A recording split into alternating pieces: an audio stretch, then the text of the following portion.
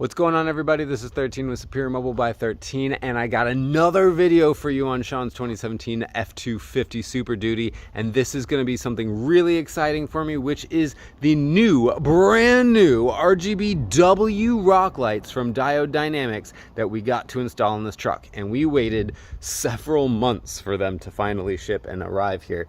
And so what we did is not one, but yes, two rock lights in each wheel well, and they are equidistantly spaced right here, so you can see, maybe you can't see, there you go.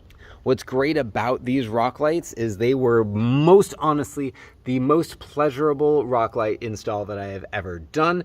They are just well thought out products, and all of the kits that they include with their stuff just makes it really simple. So rather than doing a nice lengthy video showcasing each individual color, I'm just gonna put it on a 7-color jump and walk around and show it to you so you can see it in all of its different glory. But this is of course controlled by the Diode Dynamics RGBW app. So really simple stuff. All I gotta do is log onto the app and I can use the little color wheel and select what color I want. Again, these have pure white LED chips, which is absolutely unheard of for the rock light scene. So it's a brand new product offering, and I was really insistent and excited about using this particular product for this truck. I really like the way that the ambient lighting came out. They are extremely bright. It's a very even glow. You can kind of see the pods in the front wheel well. I'm kind of holding the camera a little bit below eye level. If I hold it up to eye level, it's right about here.